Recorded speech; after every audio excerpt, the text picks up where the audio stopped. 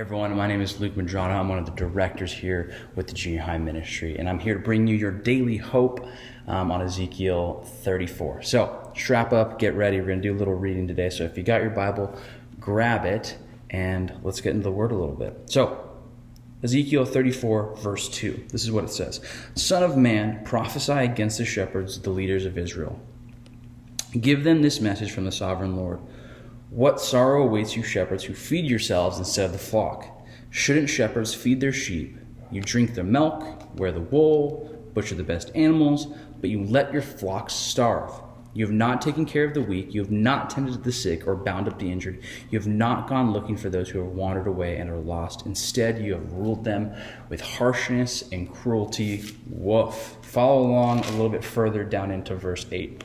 As surely as I live, says the sovereign Lord, you abandoned my flock and left them to be attacked by every wild animal. And though you were my shepherds, you didn't search for my sheep, and they were lost. You took care of yourselves and left the sheep to starve.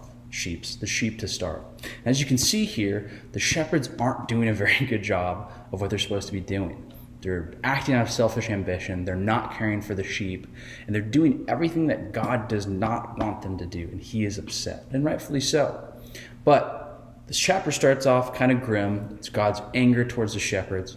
But it flips. In verse 11, it's titled The Good Shepherd. And that's what I like about this chapter, is because it shows the two sides. On one end, it shows how man is handling things and how man is taking care of his sheep. But then it goes on to show what a good shepherd looks like, how God looks after his people. And this is what it says in verse 11. For this is what the sovereign Lord says.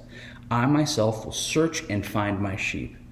I will be like a shepherd looking for his scattered flock. I will find my sheep and rescue them from all the places where they have scattered on that dark and cloudy day. And then a little bit further into 14, it says, yes, I will give them good pastured lands on the high hills of Israel. They will lie down in the pleasant places and feed in the lush pastures and hills. I myself will tend to my sheep and give them a place to lie down in peace, says the sovereign Lord. I will search for my lost ones who strayed away, and I will bring them home safely again. I will bandage the injured and strengthen the weak, but I will destroy those who are fat and powerful, and I will feed them, yes, feed them justice. And I think what I like about this chapter the most, it shows two different sides, and it highlights the contrast between both God and man. Man, who is moving and acting out of selfish ambition when apart from God, when not thinking with a God mindset, they only think about themselves. They're not taking care of the sheep like they're supposed to. They're only looking after number one. Whereas Ezekiel's highlighting the opposing side, where it's God's heart, where he is not going to just leave the sheep. He's actually going to go after each and every sheep. We know the Bible tells us that he'll leave the 99 to go in search of the one, that God is going to move them away from their captivity, the place that they're in, and move them actually to better pastures and better hills, and he'll be there for them. And so it's showing the fallibility of these shepherds, but us also highlighting the sovereignty of God and how he doesn't act the same way that man acts. And what I think that this chapter highlights is the fallibility of man specifically.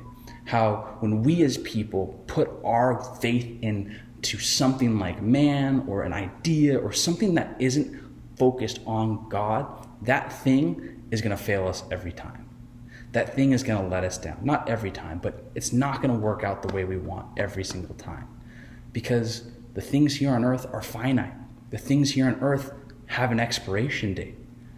But the beauty of this God that we worship and look to, infinite, always there, looking after you, saying right here, he's going to come after us. Even when the shepherds fail you here on earth, we have a God that is never going to fail us. We have a God that's chasing after us, that wants to be with us. And that's the difference. When we put our faith in man, man is going to let us down. But when we put our faith in God, he's going to fulfill his promises. He's going to be good on his word. And we see that time and time again in this text. And in the Bible, we see that God has always fulfilled his promises. He's always been good on his word. And he always comes through every single time. And that's the difference between man and God. And I have this quote from C.S. Lewis that I really like.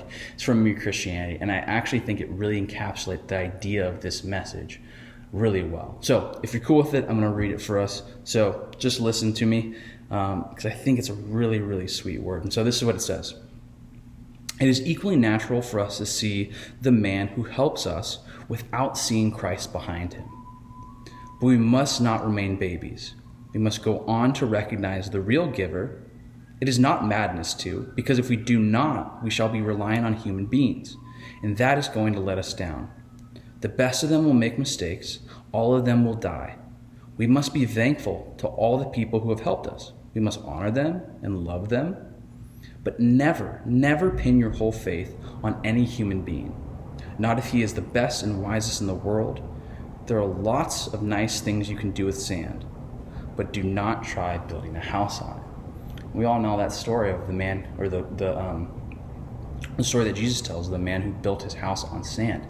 The sand eventually gave way. And just like C.S. Lewis is saying that the things on earth, man, the things that we look to, that we think is going to give us faith and think is going to follow through with us, all has an expiration date. All is going to come to an end. But when we have our faith solely in the Father, when he is the one that we actually look to, then he's going to follow through on his good work each and every time. He's going to chase after us when we stray away from the flock.